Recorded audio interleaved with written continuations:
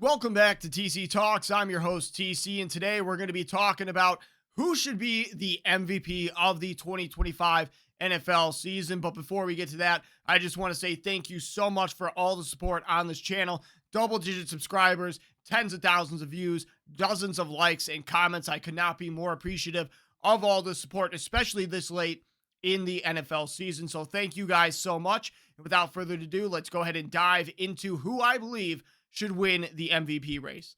Now, first and foremost, I want to talk about who I thought was going to win MVP early on in this year, and I thought it was going to be Baker Mayfield. Baker Mayfield had the Buccaneers rolling. They were on top of the NFC, one of the top teams in the NFL, and I really thought that he was going to be able to do a lot for this team. He was doing a lot already with all the injuries, Bucky Irving going out, Chris Godwin going out, Mike Evans also going out, and you thought, what the heck is this team going to do to win games because they can't score? Then here comes the Baker absolutely baking, and I'm talking about Baker Mayfield coming away with some clutch wins, elevating the play of Egbuka in this season. And honestly, ever since the guys have come back, ever since we've seen Irving and Godwin and Evans back in the lineup, they haven't been playing as well. Baker Mayfield has absolutely dropped the ball as of late, and it seems like maybe without the lights all pointed at him, he just kind of fizzles out. I don't know. But since Baker Mayfield has gotten his guys back, really doesn't seem like he wants to win. Really doesn't seem like the Buccaneers want to be moving towards the playoffs. So we'll see what they're able to do in Week 18, but he is not in the MVP conversation. But somebody that should be in the MVP conversation, at least in my opinion, is a second-year quarterback that not a lot of people are talking about. Not a lot of people liked him being drafted where he was just a few years ago. A lot of people said this was not a good pick by the team that picked him, but since then, I think he's proved his haters wrong. I think especially this year, he's shown a lot of promise. He's been solid. He's kept his team atop of the AFC all season long, and I'm talking about none other than Bo Nix. Thought I was going to say somebody else, huh? No, we'll get to him, but for now, Bo Nix has been absolutely phenomenal. He had a 33-point comeback against the New York Giants. Now, you could say, oh, it's just the Giants, but 33 points in the fourth quarter is no joke. Bo Nix has been that kind of guy, not always consistent, not always out there putting up the best numbers, but coming away with some late heroics, just like Caleb Williams, who also I'm going to talk about in a second, but we'll get to him. And also coming away with some big wins as well. Able to beat up on the Chiefs this year, which I'm sure Brandon Perna and a bunch of Denver Broncos fans are proud of. But over and above all, him and Sean Payton have really got this team together, and they're going to be a problem from here on out. But like I just said, Caleb Williams, I don't think he's necessarily at the table yet. I think he's standing by it, waiting for the invitation to come in. But I do think he should get a nod here because he's been that guy for the Chicago Bears. Without Caleb Williams, I don't think this Bears team is winning. Honestly, at the beginning of the year, I'm like, throw Tyson Bagent in there. Can't get any worse than this. But Caleb Williams has absolutely proved me wrong, has proved that he belongs in the NFL and has been a key piece of the Chicago Bears team, who find themselves currently in second place in the NFC playoff picture. So got to give him his credit, got to give him his flowers for what he's been able to do. And honestly, next year, he could be one of the guys sitting at the head of the table. Another guy that deserves a nod, probably won't make MVP, probably more of an offensive player of the year kind of guy, but that is none other than the 49ers, Christian McCaffrey. Christian McCaffrey closing in on a 1,000 yard season. Yet again, he will be the first player in NFL history to do it twice. And if he's able to do that, and if he's able to score a decent amount in the 49ers ending game, sealing the game with a win against the Seattle Seahawks to jump all the way to first place in the NFC, then I think that you can't discount Christian McCaffrey from this conversation. Now, Brock Purdy, the quarterback of the 49ers, if you didn't know, he also has had some good games down the stretch, but he's also been injured a bunch this season. He's missed a lot of games. Mac Jones had to come in, play a good game, few good games for him.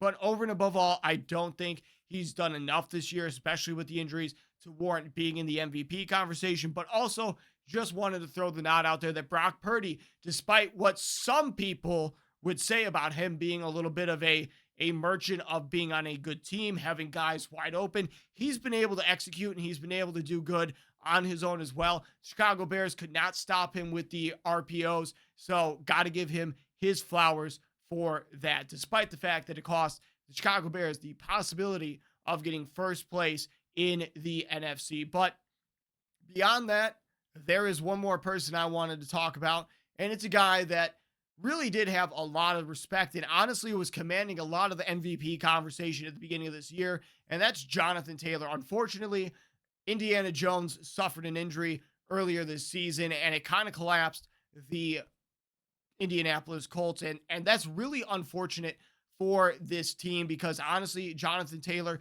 he was absolutely putting in the work. He was a complete muscle hamster this whole first half of the season. Then Indiana Jones gets hurt and the Colts kind of collapse.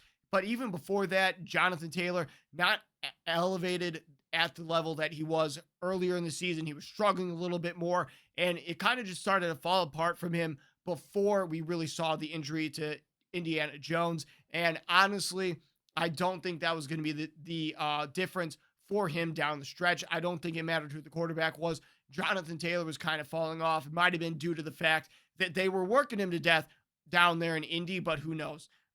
Who's to really say? But it's time for the meat and potatoes.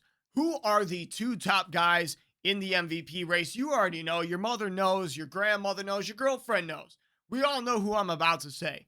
The second-year sophomore quarterback out of New England, Drake May, and the old veteran down there in Los Angeles, Matthew Stafford. Now, these two could not be more different.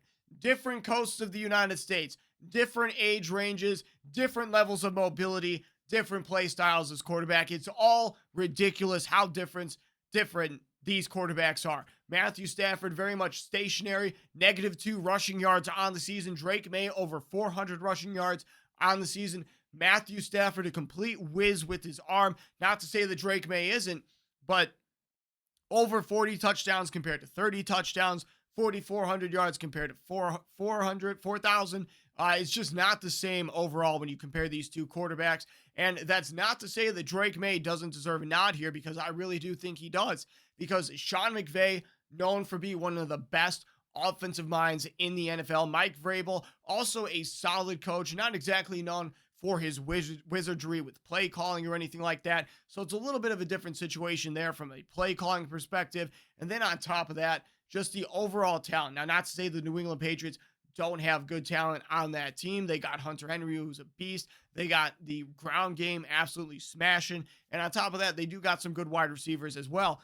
But to compare that to what Matthew Stafford has down in Los Angeles with Devontae Adams, with Puka Nacua, with Blake Corum, it's just not the same at all. That team is obviously stacked, primed to win right now. But unfortunately for Matthew Stafford, he's dropped some key games over these past few weeks. The loss to the Seattle Seahawks to be out of first place in the NFC and the NFC West was very crucial. But then this loss on Monday Night Football to the Atlanta Falcons, everybody questioning why this game wasn't moved to a different day, whatever, I don't care.